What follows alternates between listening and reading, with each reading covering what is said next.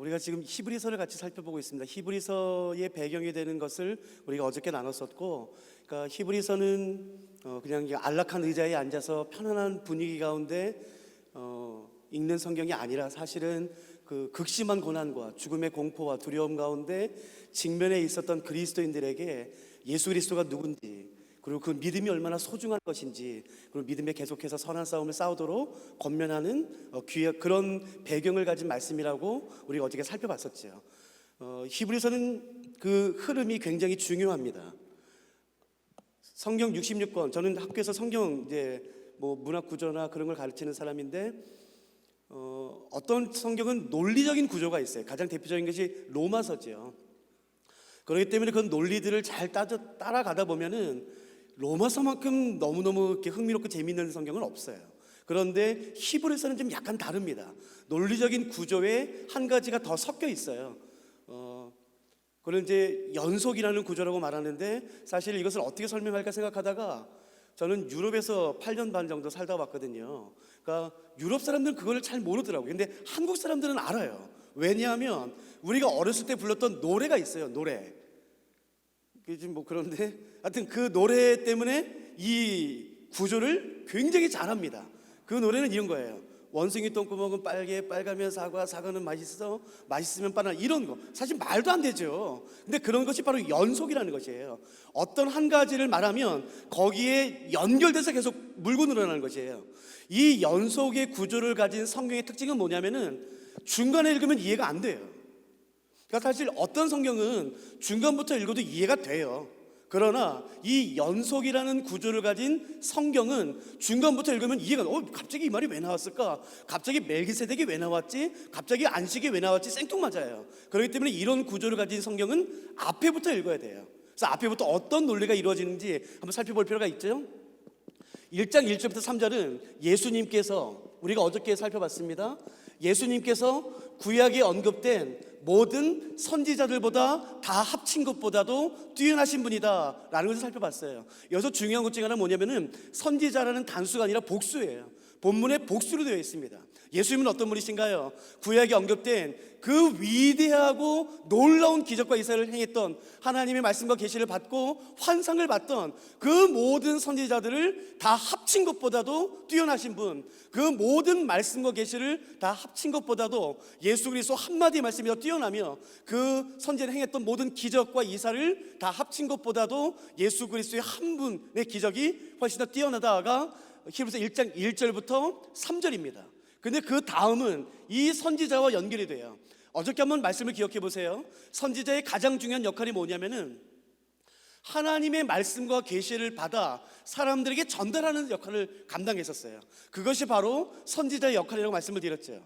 잘 들어보세요. 선지자의 역할은 뭐냐면은 하나님으로부터 말씀과 계시를 받아 사람들에게 전달하는 역할을 감당해요. 근데 구약에 자세히 보시면 선지자와 동일한 역할을 감당했던 한 존재가 나옵니다. 그 존재는 뭘까요? 여러분 혹시 창세기 기억나세요? 하나님께서 소돔과 고모라를 멸망시키기 전에 아브라함에게 말씀하세요.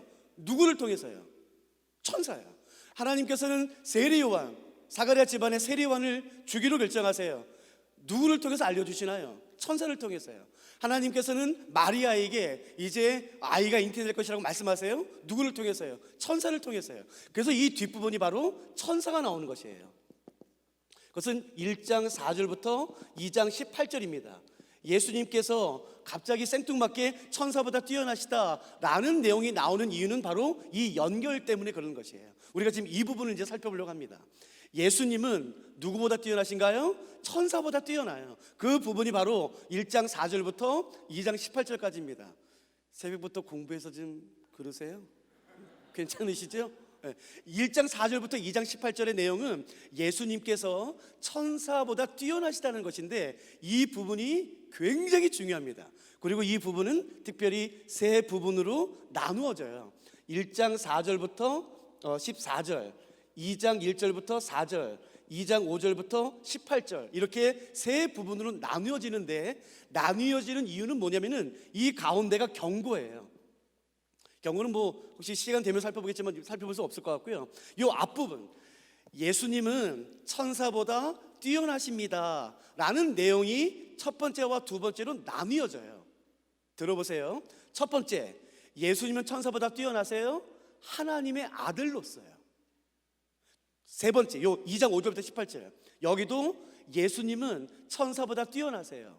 사람의 아들로서요. 그러니까 예수님은 어떤 분이신가요? 완전한 하나님이시면서 완전한 사람이 되셨어요. 50% 신, 50%의 사람이 아니라 예수 그리스도는 완벽하신 하나님이시면서 동시에 우리가 똑같은 완전한 사람이 되신 분이 바로 예수 그리스도다라고 성경이 일관되게 주장하고 있죠. 그래서 이 부분이 얼마나 중요하냐면은, 예수님은 천사보다 뛰어나세요. 이 부분은 뭐라고요? 하나님의 아들로서요. 이 부분은요, 사람의 아들로서요. 하나님으로서 사람으로서 어떤 모습이든지 간에 예수 그리스도는 천사보다 뛰어나다라고 말하는 부분이 바로 이 부분입니다. 근데 사실은 여기서부터 살펴보면 좋겠지만 저희가 제한된 시간이기 때문에 저희가 오늘 이 부분만 좀 살펴보고 싶어요. 이 부분, 여러분, 이 부분이 성경 66권 가운데 오직 여기만 있는 부분이에요. 이게 얼마나 중요한 부분이냐면은, 성경 가운데 많은 핵심 진리들이 있지요. 예수 그리스도의 성육신에 대한 것이에요. 완전한 하나님이신 예수 그리스도께서 완전한 사람이 되셨다라는 이 성육신은 우리 기독교의 핵심 교리예요. 핵심 진리 가운데 하나가 바로 이 성육신입니다. 그래서 여러 성경에서 말하죠. 하나님이 사람이 되셨습니다. 사람으로 오셨습니다. 여인 아래에서 태어났습니다. 율법 아래에서 태어났습니다. 여러 곳에서 예수 그리스도의 성육신을 말해요. 그러나 어디도 왜 굳이 하나님이 사람이 되셔야만 했는가를 말하는 것은 없어요. 여기 외에는요. 그렇기 때문에 이 부분이 굉장히 중요합니다. 그러니까 성경의 모든 부분이 중요하지만 왜 중요한지를 아는 것이 굉장히 유익하죠. 히브리서 2장 5절부터 18절이 중요한 이유는 뭐냐면은, 그 하나님이신 예수 그리스도께서 사람이 되셨는데 굳이 사람이 되실 이유가 뭐가 있었을까? 아니요, 사람이 되셔야만 했었어요. 그 이유가 이 부분에만 나와요. 창세기부터 요한계시록 전권 가운데 오직 사람이 되셔야만 했던 이유, 그 6가지가 여기만 나옵니다. 그래서 오늘 이 부분을 좀 살펴보려고 해요. 혹시 성경 가져오셨나요? 성경 가져오셨고 혹시 지금 펜을 가져오셨다면은 제가 이렇게 불러드릴 테니까 1번, 2번, 3번, 4번 이렇게 넘버링 같이 한번 해보시겠습니까? 그리고 이 부분은 오늘 저희가 시간이 허락되는 범위까지 살펴보겠지만 다 살펴볼 수는 없어요. 그러니까 꼭 묵상하시고 살펴보셔야 돼요. 자, 다시 한번 정리하고 이제 들어갈게요.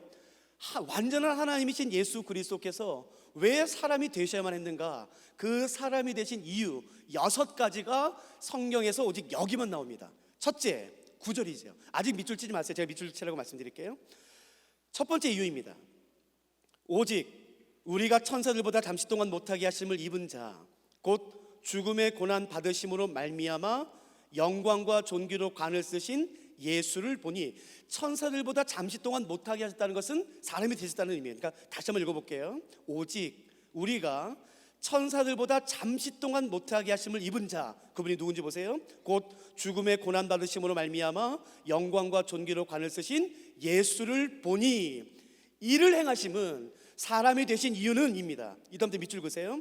하나님의 은혜로 말미암아 모든 사람을 위하여 죽음을 맛보려 하심이라가 첫 번째입니다.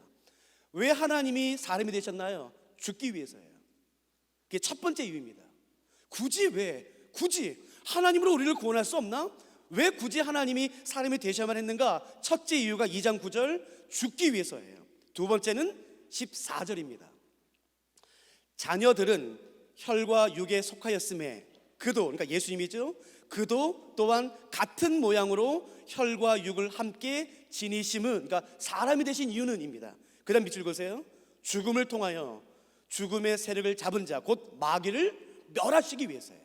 왜 하나님이 사람이 되셨나요? 죽음의 권세를 잡고 있는 그 사단의 세력을 단번에 멸하시기 위해 사람이 되셨다가 두 번째입니다.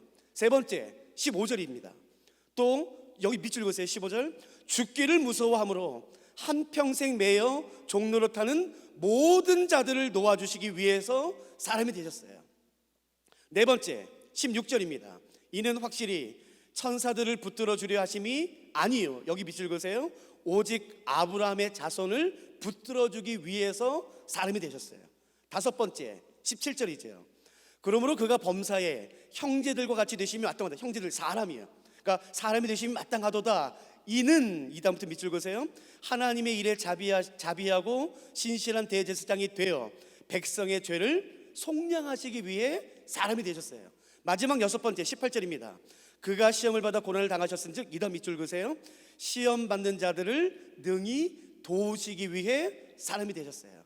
여러분, 이 부분이 보석 같은 진리가 담겨 있는 부분이에요. 그러니까 이게 성경을 연구하는 저희 같은 사람에게서는요, 얼마나 보석 같은 부분인지 몰라요. 왜 굳이 왜 하나님의 사람이 되셔야만 했는가? 아니요, 되셔야만 했었어요. 그 여섯 가지 이유 뭐죠? 첫째, 죽기 위해서예요. 둘째는 뭔가요? 죽음의 세력을 잡은 그 사단의 권세를 단번에 멸망시키기 위해. 세 번째는 뭔가요? 죽음에 묶여 매여 한평생 종로를 타는 두려워 떠는 그 사람들을 자유롭게 놓아주기 위해. 네 번째는 뭔가요? 아브라함의 자손, 우리 같은 하나님의 백성을 붙들어주기 위해. 다섯 번째는 뭔가요? 백성의 죄를 속량하시기 위해. 여섯 번째는 뭔가요? 시험 맞는 자들을 능히 도우시기 위해. 이 여섯 가지가 예수님께서 사람이 되신 이유입니다. 한번 시간이 될 때까지 한번 살펴볼까요? 첫째, 하나님이 사람이 되신 이유는 뭔가요? 하나님이신 예수 그리스도께서 사람이 되신 이유는 뭔가요? 그건 죽기 위해서예요. 그러니까 여러분, 우리의 왕은 처음부터 이 땅에 영광 받기 위해서 오지 않으셨어요. 죽기 위해 오셨어요.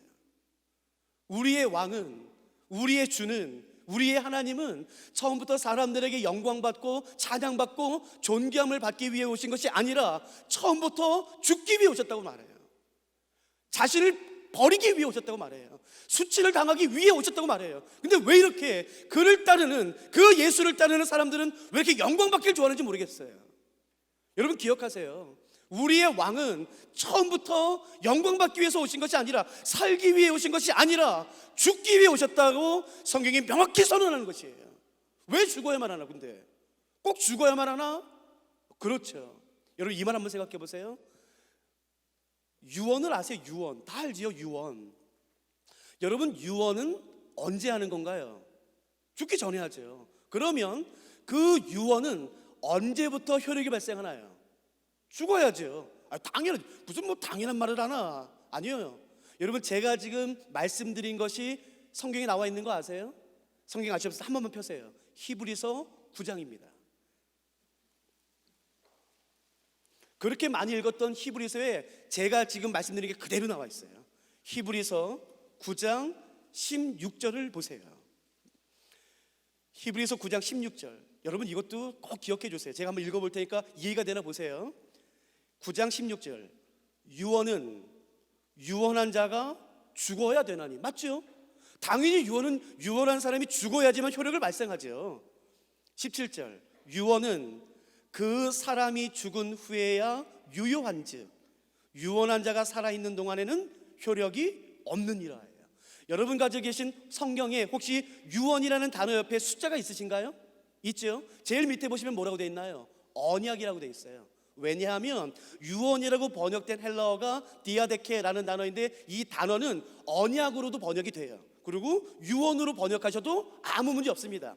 한글 성경은 번역하면서 언약보다는 유언이라고 선택했어요. 그래서 어떤 영어 성경에는 언약으로 번역하기도 합니다. 이게 같은 뜻이에요.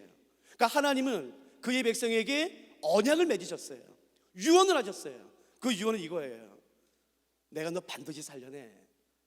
내가 너 절대 죄가 없는 내버려 두지 않을 거야. 내가 너 그렇게 죽음 가운데 내버려 두지 않을 거야. 내가 너 반드시 살려내. 내가 너 반드시 구원해낼 거야 라고 하나님께서 그의 백성에게 유언을 하셨어요. 그러므로 하나님께서 하신 그 유언이 이루어지기 위해 반드시 하나님께서 하셔야만 하는 게 있어요. 그게 뭔가요? 죽으셔야 되는 것이에요. 그러나 아이러니한 건 뭐냐면은 그분은 하나님이세요. 저 죽을 수가 없어요. 그래서 히브리서가 말하는 것이에요. 그의 유언을 성취하시기 위해, 그분이 하신 언약을 성취하시기 위해 사람이 되셨고 죽으셨다라고 성경이 말하는 것이에요.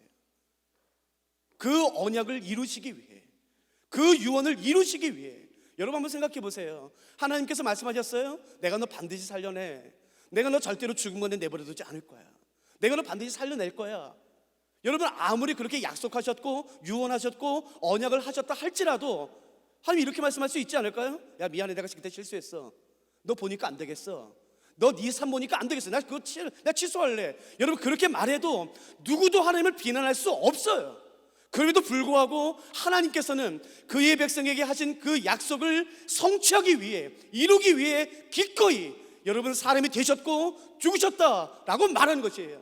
그분이 죽으심으로 말미암아 그분의 생명이 우리에게 주어졌다고 말하는 것이에요. 그분이 버려짐으로 말미암아 우리가 용납됐다고 말하는 것이에요. 그분이 찢겨짐으로 말미암아 우리가 나음을 입었고, 그분이 수치를 당하심으로 말미암아 우리가 존귀를 입었다라고 성경이 말하는 것이에요. 그분이 죽으심으로 말미암아 그 존귀한 예수 그리스도의 생명이 나의 것이 되신 것이에요. 여러분, 우리의 왕은 처음부터 죽기 위해 오셨어요. 이 땅에 버려지기 위해, 수치를 당하기 위해, 그의 백성의 사람들의 발에 짓밟히기 위해 처음부터 오셨어요. 그분을 따르는 우리는 근데 왜 이렇게 영광받기를 좋아할까요? 왜 이렇게 좋은 자리 가길 좋아할까요? 그분의 제자인 우리는 왜 그분의 길을 따라가는 걸 그렇게 싫어할까요? 우리의 왕, 우리의 주, 우리의 메시아, 우리의 구원자, 그분은 처음부터 죽기 위해 오셨다라고 성경이 말하는 것이에요. 여러분, 두 번째, 세 번째를 빨리 넘어가 볼까요? 두 번째는 죽음을 통해 그 죽음의 세력, 그 사망 권세를 가지고 있다고 생각하는 그 사단을 멸하시기 위해 사람이 되셨어요. 두 번째와 세 번째를 우리 같이 한번 살펴보실까요? 죽기를 무서움으로 한평생 종노릇하는 모든 자들을 놓아주기 위해, 그 벌벌 너 죽일 거야, 너 죽을 거야, 그 죽음의 공포에 직면해 있는 사람들의 그 두려움을, 그 묶임을 자유롭게 하기 위해 우리 주 예수 그리스도께서 사람이 되셨다라고 성경이 말하는 것이에요. 여러분, 이것이 얼마나 중요한지 모릅니다. 여러분, 우리가 착각하는 것은 뭐냐면은 사망이 생명을 삼킨다라고 말해요. 잘 들어보세요. 사망이 생명을 삼켜요. 그래서 저승사자가 나타나서 이름 3번 부르면 죽는다고 생각하는 거예요. 그러니까 어디서부터 그런 생각이 왔을까?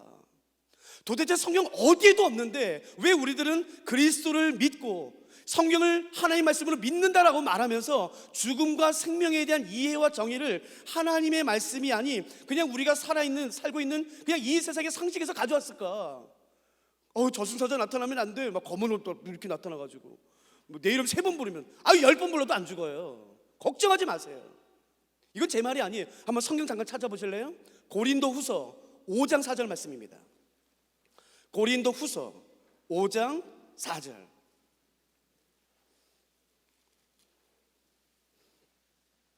고린도후서 5장 4절. 여러분, 고린도후서 5장 말씀은 절대로 자의적으로 푸시면 안 됩니다. 반드시 교회의 교역자들의 지도를 받으시면서 푸셔야 돼요. 이것은 좀 어렵습니다. 고린도후서 5장 4절 말씀을 읽어드릴 테니까 한번 눈여겨보세요. 5장 4절 말씀 제가 읽겠습니다.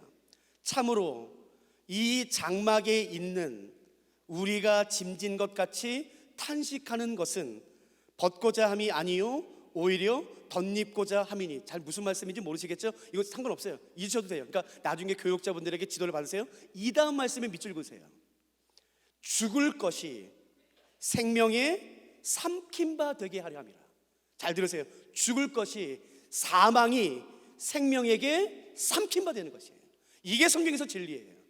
사망이 생명을 이기는 게 아니라 생명이 사망을 삼키는 것이라고 성경이 명확히 선언하는 거예요. 2000년 전부터. 여러분, 저승사자가 나타나서 내 이름을 부른다고 죽지 않아요. 절대로 두려워하지 마세요. 사망이 이기는 게 아니라 생명이 사망을 삼키는 것이에요. 저는 저희 교회에서 이렇게 전도여행을 자주 갔었거든요. 제가 속했던 선교단체에서도요. 그래서 같이 갔었다가 한 물리학과 교수님과 이야기를 하다가 굉장히 흥미로운 하나를 발견해냈어요. 그분과 이야기하다가. 여러분, 한번 이거 잠깐 보세요. 열과 차가움에 대해서 그 물리학과 교수님이랑 저는 이야기하는데 갑자기 교수님이 저한테 이런 질문을 했어요. 목사님, 혹시 차가움, 여러분 차가움 아시죠? 그게 뭐 얼음, 이거 차가워 그러지 않았습니까? 차가움의 정의가 뭔지 아세요? 정의? 차가움의 뜻. 물리학에서는 이렇게 정의합니다. 차가움, 열의 부재예요. 열이 없는 상태. 그래서 깜짝 놀랐어요. 목사님, 차가움이란 것은 없어요. 차가움은 실존하지 않습니다. 오직 존재하는 것은 열만 있습니다. 열이 이만큼 있으면 23도, 열이 더 있으면 45도, 열이 없으면 2도, 열이 더 없으면 영하 10도, 더 없으면 영하 23도. 이 세상에 존재하는 것은 열만 있는 것이지 차가움이라는 것은 사실은 존재하지 않습니다. 그래서 물리학에서 차가움의 정의, 뜻은 뭐냐면은 열의 부재, 열이 없는 상태예요. 참 재밌었어요. 이해되세요? 그러면 또 하나 한번 해볼까요? 여러분, 어둠을 정의해 보세요. 어둠. 그렇죠. 빛의 부재예요. 빛이 없는 상태예요. 여러분, 만일에 이 공간, 이 예배당에 여러분 불을 끈다면요, 그때 어둠이 와요. 여러분, 그러나 더 놀라운 것은 뭐냐면요, 아무리 이 공간이 어둡다 할지라도 작은 불이 하나 딱 들어오는 순간 여러분, 그 어둠은 빛이 들어오는 속도보다 더 빠른 속도로 도망가게 돼 있는 것이에요. 어둠은 절대로 빛을 이길 수 없습니다. 어둠이 빛을 짓누른다고요? 아니요, 그건 거짓말입니다. 아무리 어둠이 짙고 농도가 짙다 할지라도 작은 불씨 하나가 들어오는 순간 그 어둠은 순식간에 도망가게 돼 있어요. 절대로 어둠은 빛을 이길 수가 없고 빛이 어둠을 삼키는 것입니다. 저는 2년 반 전에 이제 스위스에서 돌아왔거든요. 유럽에서 살다가 한국에 돌아왔더니 그 집회 갈 때마다 많은 목사님들과 성도님들이 질문해요. 우리 한국 교회가 어두워요. 이제 청년들과 뭐 학생들이 잘 모이지 않아요. 어두워요. 그래서 제가 질문했어요. 도대체 누가 한국 교회에 어둠을 가져왔습니까? 아니에요, 여러분. 누구도 한국 교회에 어둠을 가져온 사람은 없습니다. 우리가 빛이신 예수 그리스도를 몰아냈을 뿐이에요. 빛이 사라지는 순간 어둠이 다스리는 것이에요. 그 어둠을 정복하는 것은, 기억하세요, 어둠을 정복하는 것은 어둠과 싸우는 게 아니에요. 어둠과 싸우면 백전백패합니다. 왜요? 실체가 없기 때문에. 어둠과 싸워서 이기는 방법은 뭐겠습니까? 빛을 가지고 오면 되는 것이에요. 빛을 가지고 오면 그 빛이 어둠을 몰아내기 시작하는 것이에요. 빛이신 예수 그리스도, 그분이 교회의 중심이 되는 순간 여러분, 어떤 어둠도 떠나가기 시작하는 것이에요. 자, 이게 마지막입니다. 그러니까 여러분, 이걸 정리해 보세요. 죽음이 뭐겠습니까? 죽음, 생명의 부재예요. 생명이 없는 상태입니다. 여러분, 죽음은 실체가 없어요. 죽음은 실체가 없습니다. 생명이 있는 것이에요. 생명이 없기 때문에 죽음이 오는 것이에요. 죽음이 생명을 삼키고 이기는 게 아니라 생명이 죽음을 삼키고 이기는 거라고 성경이 증언하는 것이에요. 그렇기 때문에 이 진리를 알면 사도 바울처럼 말할 수 있는 거죠. 사망아, 내가 쏘는 것이 어디 있느냐 라고 자신 있게 선포할 수 있는 이유는 이 진리를 알기 때문인 것이에요. 여러분, 이것과 관련해서 조금만 더 살펴봐 드릴까요? 요한복음 1장 찾지 마세요. 요한복음 1장은 이렇게 시작되죠. 태초에 말씀이 계시니라. 여기가 태초입니다. 창세기 1장 1절. 창세기 1장 1절이 이렇게 시작되죠. 태초에 하나님이 천지를 창조하시니라. 그 같은 단어가 쓰였어요. 창세기 1장 1절과 요한복음 1장 1절에 같은 단어가 쓰였어요. 창세기 1장 1절의 태초에는 보세요. 태초에 하나님이 천지를 창조하시니라. 그러므로 창세기 1장 1절에서의 태초에는 하나님이 무엇인가 창조하기 시작하셨던 바로 그 시점을 의미합니다. 그게 물질이 됐든 비물질, 공간, 시간과 같은 눈에 보이지 않고 만질 수 없는 것이 됐다 할지라도 상관없이 하나님께서 무엇인가를 창조하기 시작하시던 바로 그 시점이 바로 창세기 1장 1절의 태초예요. 들으세요. 태초에 하나님이 천지를 창조하시니라. 근데 같은 단어가 요한복음 1장 1절에 이렇게 쓰였습니다. 태초에 말씀이 계시니라. 그렇다면 요한복음 1장 1절에서 말하는 태초는 창세기와 비교했을 때 그 이전인가요? 아니면 같은 시간인가요? 아니면 그 이후인가요? 다시요. 창세기 1장 1절의 태초에 단어는 같다는데 의미가 다르거든요. 창세기 1장 1절의 태초에는 하나님이 무엇인가 창조하기 시작하셨던 바로 그 시점이에요. 근데 같은 단어가 요한복음에 쓰였어요. 태초에 말씀이 계시니라.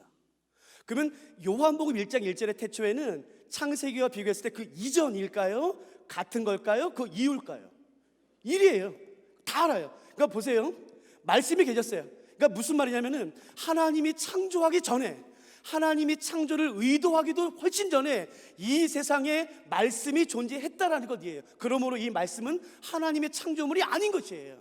그러니까 우리가 사는 이 세상에는 하나님의 창조물만 있는 것이 아니라 하나님께서 창조하지 않으셨음에도 불구하고 그 태초 이전부터 스스로 존재했던 게 있다고 성경이 말하는 것이에요. 이게 뭐지? 하나님이 창조하시기 전부터, 창조를 의도하시기 훨씬 전부터 스스로 존재했던 것, 그걸 요한복음은 말씀이라고 말합니다. 그 다음에 기가 막혀요. 태초에 말씀이 계시니라. 이 말씀이 하나님과 함께 계셨대요. 근데 이 단어 때문에 우리가 오해합니다. 여러분 잘 보세요. 제 이름이 이지웅이에요. 제 말이 저와 함께 있습니다. 그러나 제가 입을 열면 말이 나가고 제가 입을 다물면 말이 사라져요. 그러니까 제가 죽으면 제 말도 사라집니다. 그래서 그렇게 이해하세요. 제 말이 저와 함께 있지만 제 말은 저에게 종속돼 있어요. 속해 있어요. 그렇게 이해하세요. 그렇지 않습니다. 죄송합니다만 새벽부터 정말 죄송해요. 공부해서 조금만 보세요. 그러니까 이건 잊으셔도 되지만 혹시 그래도 성경에 관심 있으신 분이 많으시니까요. 함께로 번역된 헬라어 단어가 프로스라는 단어예요. 프로스. 이 프로스는 단어의 원래, 그러니까 지금 시중에 나와 있는 그 작은 헬라어 사전을 보시면 거기는 안 나오지만 지금 이렇게 학자들이 본 굵은 이렇게 넓은 성경 헬라어 사전에 보시면 이 프로스의 뜻이 어떻게 되냐면은 페이스 투 페이스입니다. 얼굴과 얼굴을 맞대어 있다. 그러므로 이건 이렇게 해석할 수 있는 것이에요. 태초에 말씀이 계시니라. 이 말씀이 하나님과 함께 계셨는데 어떻게 계신 것이냐면은 이 말씀이 하나님에게 속해 있는 것이 아니라 말씀이 하나님과 완전히 분리되어 동등한 능력과 동등한 위격과 동등한 자격과 인격으로 완전히 분리되어 얼굴과 얼굴을 함께 마주보고 계신 것처럼 계셨다는 것이에요. 그러니까 말씀은 절대로 하나님에게 속해 있지 않아요. 종속되어 있지 않아요. 완전히 독립되어 있어요. 그리고 동등된 능력과 동등된 위격과 동등된 자격과 능력으로 얼굴과 얼굴을 맞대어 계세요. 근데 그 다음에 놀랍습니다. 태초에 말씀이 계시니라. 이 말씀이 하나님과 함께 계셨으니 그 말씀은 곧 뭔가요? 하나님이라는 것이에요. 하나님이신 말씀이 또 다른 하나님과 완전히 분리되어 얼굴과 얼굴을 맞대어 함께 계셨다는 것입니다. 이게 바로 삼일체예요.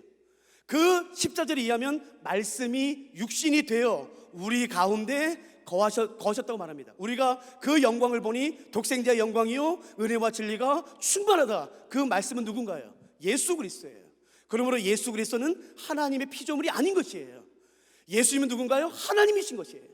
예수님 자신이 하나님이다라고 말하는 것입니다. 근데 중요한 것은 바로 그 다음이죠. 1장 4절 그 안에 생명이 있었으니, 예수 안에 생명이 있었다라고 성경이 증언하는 것이에요. 여러분, 왜 요한복음에서 생명이라는 단어가 그렇게 많이 반복되는가 싶습니다. 불과 한 40-50년 전에는 그런 문헌들이 발견되지 않았었는데 최근에는 어떤 문헌이 발견되냐면은 요한복음이 기록되었던 그 소아시아 지역에 성경 이외에 많은 문서들이 발견되는데 그 문서들을 봤더니 가장 많이 반복되는 단어가 생명이에요. 그러니까 알 수 있어요. 예수님 당시, 사도 요한 당시, 사도 바울 당시 그 소아시아 지역에 살았던 사람들 가운데 가장 큰 관심은 생명일 거예요. 여러분, 만일에 앞으로 1000년 뒤, 2000년 뒤, 2020년 4월, 5월, 6월 4월, 5월, 6월은 말하고 싶지 않아요. 4월, 5월 한국의 신문 기사를 보면 아마 코로나, 그게 아마 도배되어 있겠죠. 그러니까 아마 2000년 전에 무슨 코로나라는 게 아마 이슈였겠지. 그런 것처럼요. 우리가 지금 발견된 글을 보면은 2000년 전 사도 요한이 살았던 그 당시에 사람들의 가장 큰 관심 중에 하나가 생명이에요. 어떻게 하면 영원히 살까? 어떻게 하면 죽지 않을까? 어떻게 하면 생명을 소유할까? 그러니까 들어보세요. 제가 살아있는 사람 같으세요? 죽어있는 사람 같으세요? 살아있는 것 같으세요? 어떻게 아세요? 아니요, 말하는 것은 생명의 특징은 아닙니다.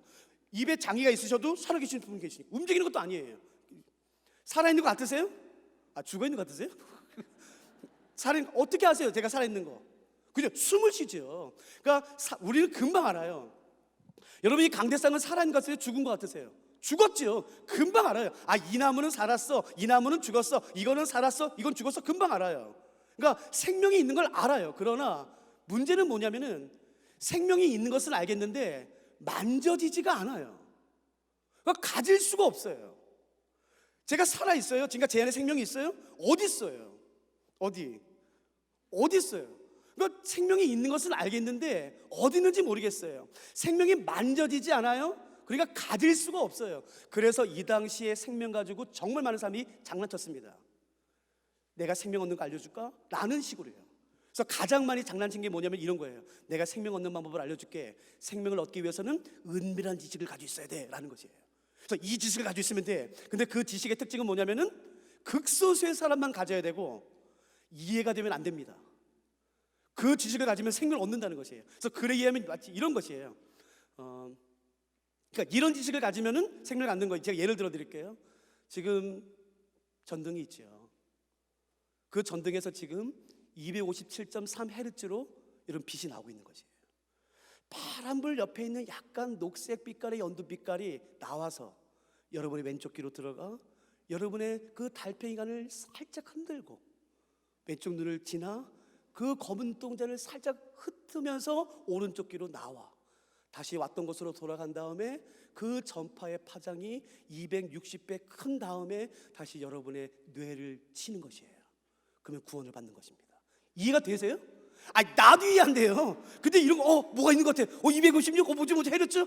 그러니까 그런 글들 때문에 그러니까 그런 은밀한 지식을 가지면 구원을 얻어 생명을 얻어 다 거짓이죠. 두 번째는 자해하면 뭐 어떤 종교적 행위를 하면 그런 생명에 관심이 많았던 때에 기록된 성경이 바로 요한복음이에요. 그때 이렇게 말합니다. 잘 들으세요. 그 안에 예수 안에 생명이 있다는 것이에요. 잘 보세요. 그래서 제가 이거 부탁했거든요. 컵 보이시죠? 누구도 펜을 만지시면 안 돼요. 아셨죠? 누구도 펜을 건드리시면 안 돼요. 누구도 펜을 건드리시면 안 돼요. 펜을 만지거나 건드리지 않고 이 펜을 가지는 방법은요? 어려우세요? 펜을 만지거나 건드리지 않고 주일학교 설교 같죠? 진리가 주일학생들이 이해할 수 없다면 그게 어떻게 진리가 되겠습니까? 펜을 건드리거나 만지지 않고 펜을 가지는 방법은요? 컵을 가지면 되겠죠. 그러니까 잘 들으세요. 그 안에 예수 안에 생명이 있대요. 그러므로 생명을 만질 수는 없지만 생명을 가질 수는 있습니다. 어떻게 하면 될까요? 예수를 가지면 되는 것이에요. 그래서 요한복음 1장 12절이 이렇게 말하는 것입니다. 영접하는 자, 곧 그 이름을 믿는 자들에게는 하나님의 자녀가 되는 권세를 주시는 것이에요. 요한복음에서 믿음은 뭔가요? 예수님을 가지는 것이에요. 예수님을 소유하는 것이에요. 왜요? 예수 안에 생명이 있기 때문에 그래요. 그러므로 예수 안에 생명이 있기 때문에 예수를 가지면 그 생명이 나의 것이 되는 것이에요. 그래서 내가 죽어도 살고 영원히 살게 되는 것이라고 요한복음 11장에서 말하는 거죠. 내가 곧 부활이요 생명이니 나를 믿는 자는 죽어도 살겠고 물론 살아서 믿는 자는 영원히 죽지 아니라 하리라. 왜요? 예수님 자신이 생명이 되기 때문에 그런 것이에요. 그 생명을 내가 가지는 순간 여러분 죽음도 어찌할 수 없는 것이에요. 죽음이 절대로 나를 다스리지 못한다라고 성경이 증언하는 것이에요. 여러분은 예수님을 그리스도를 믿으십니까? 그러면 내 안에 그 생명이 들어와 있다라고 성경이 증언하는 것이고 확증하는 것이에요. 죽음이 그렇게 두려워요. 그러면 생각해 보세요. 내가 예수님을 영접했어요. 생명이 내 안에 있어요.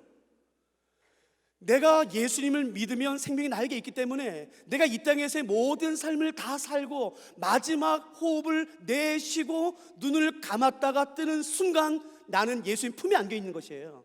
여러분 잘 들어보세요. 예수님이 내 안에 계시면 내가 이 땅에서의 모든 삶을 다 살고 마지막 호흡을 내쉬고 눈을 감았다가 뜨는 순간 나는 이 땅에서 예수님 품에 안겨 있게 되는 것이에요. 이거 한번 대답해 보세요. 그러므로 내가 죽음에 머무는 시간은 얼마나 될까요? 질문 이해되셨어요? 그렇게 두려워하는, 그렇게 무서워하는 죽음, 도대체 나는 죽음이라는 것에 얼마나 오랫동안 머물러 있는 것인가요? 눈 깜빡할 사이에요. 더 빨리 뜨세요. 그러면 되지요. 그래서 예수님께서 말씀하신 거예요. 왜 죽음 때문에 두려워하여 일평생 종로로 타느냐라고 말씀하시는 것이에요. 사도 바울이 말하죠. 사망아 내가 쏘는 게 어딨냐 라고 자신 있게 선포하는 것이에요. 기억하세요.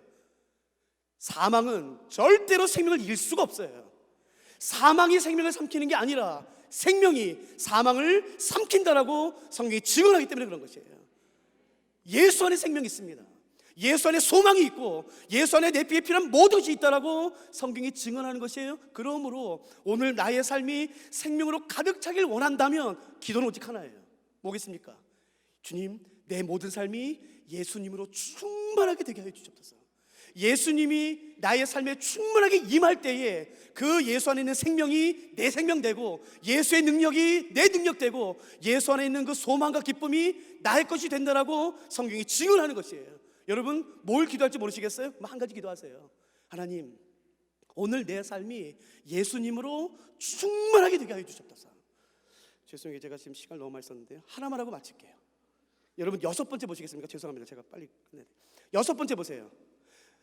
예수님이 사람이 되신 마지막 6번째 이유는 뭔가요? 그가 시험을 받아 고난을 당하셨은즉 시험 받는 자들을 능히 도우시기 위해서예요. 그러니까 시험 받는 자들을 도우시기 위해 예수님께서 사람이 되셨어요.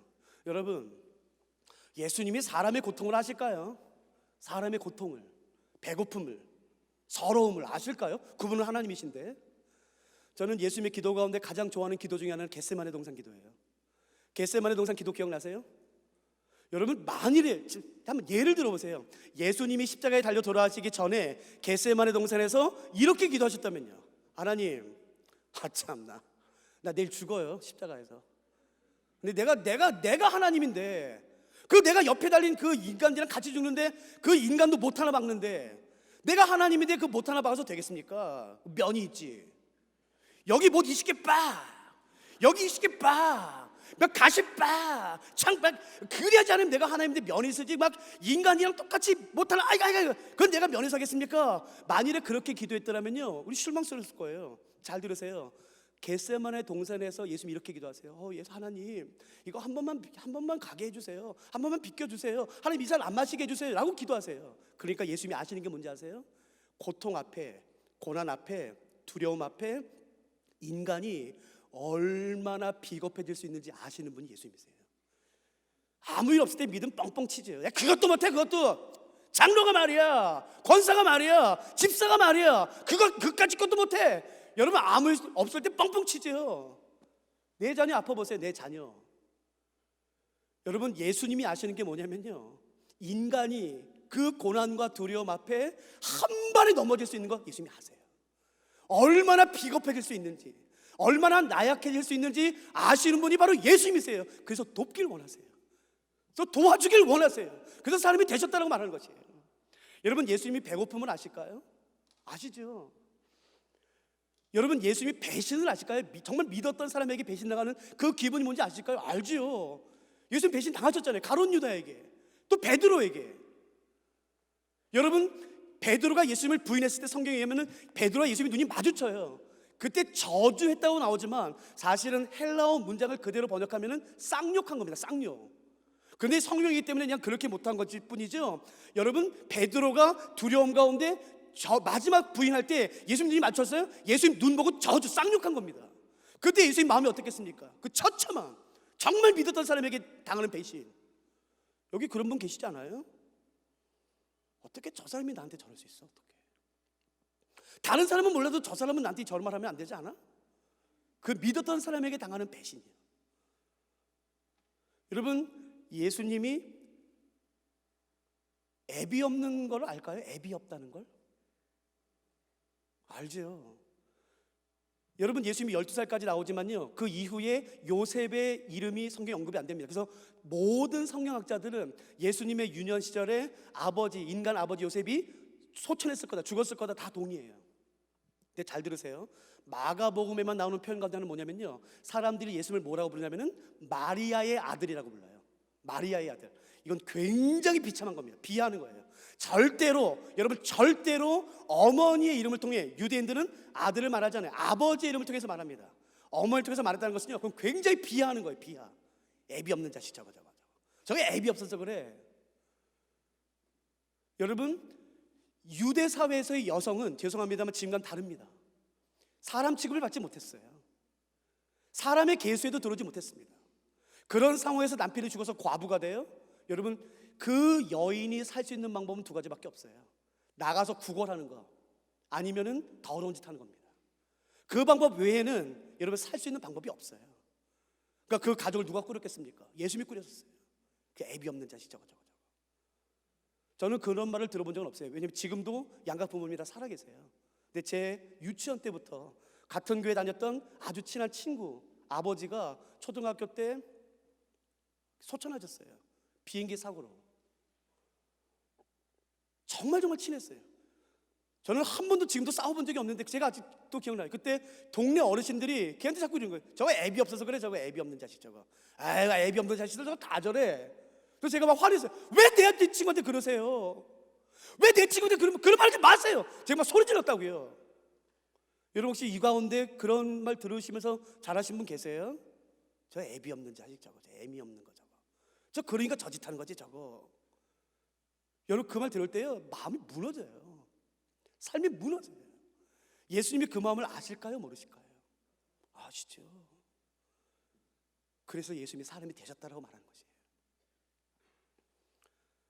하나만 하고 마칠까요?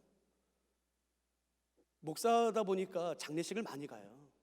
저는 창세부터 요한계시록까지 성경 가르치는 사람이기 때문에 성경의 대부분 내용을 다 암기하고 있죠. 장례식장에 가서 예배를 인도해야 되는데 한 장례식장에 가는데 몇 년 전에 도대체 무슨 설교를 할지 모르겠더라고요. 왜냐하면은 저희 교회 그 옛날에 교회에 장로님 권사님의 딸 고2가 죽었어요. 딸이. 여러분 자녀를 먼저 앞세운 부모님이 계신 장례식장에서 말씀 전하는 게 너무 어려워요. 무슨 말로도 위로가 안 됩니다. 무슨 말로도. 어떻게 위로? 무슨 말씀으로 위로할까? 설교를 했지만 뭐 저도 모르겠고 왜 내가 이런 말씀을 했을까? 그냥 냉랭했어요. 도대체 어떻게 말씀을 전하고 위로를 해야 될까? 난감하더라고요. 다 아무 말도 못하고. 근데 갑자기 문이 펄컥 열리더라고요. 한 권사님이 들어오셨어요. 근데 다 보고서 긴장했어요. 왜냐하면 그 권사님의 두 아들이 미국에 갔다가 그 전년도에 바닷가에서 동시에 죽었어요.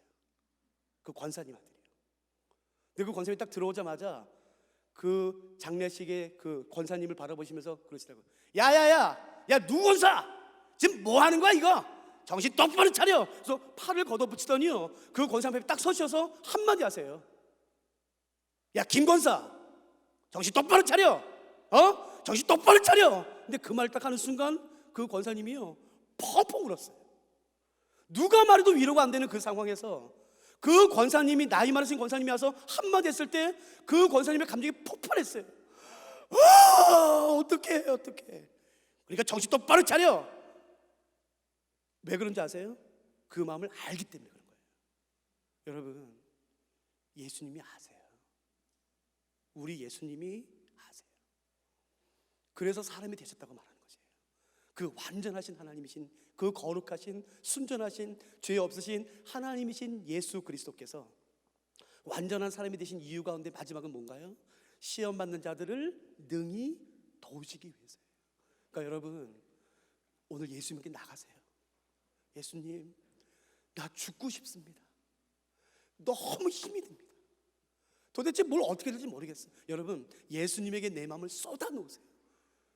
예수님 이렇게 말씀하실 거예요. 내 알아. 너 알아. 너 얼마나 수고했는지 내가 알아. 여러분 다른 데 가지 마시고 예수님에게 나가세요. 죄송해요. 제가 오늘 너무 많이 썼는데요. 우리 찬양하고 우리 기도합시다.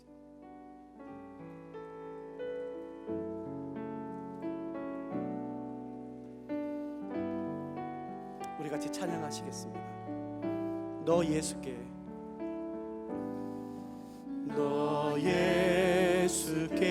조용히 나가 내 뭐든지 내려놓고 주 십자가 사랑을 믿어 죄 사함을 너 받으라. 너 예수께 조용히 나가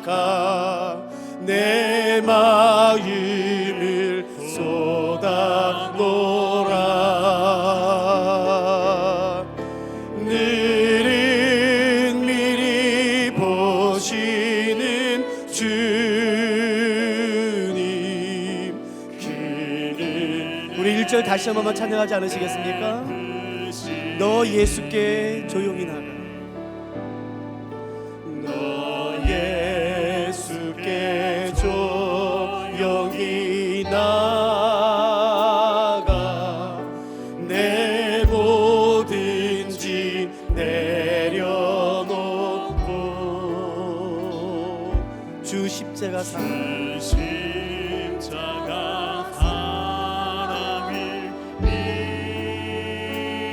죄 사함을 너 받으라,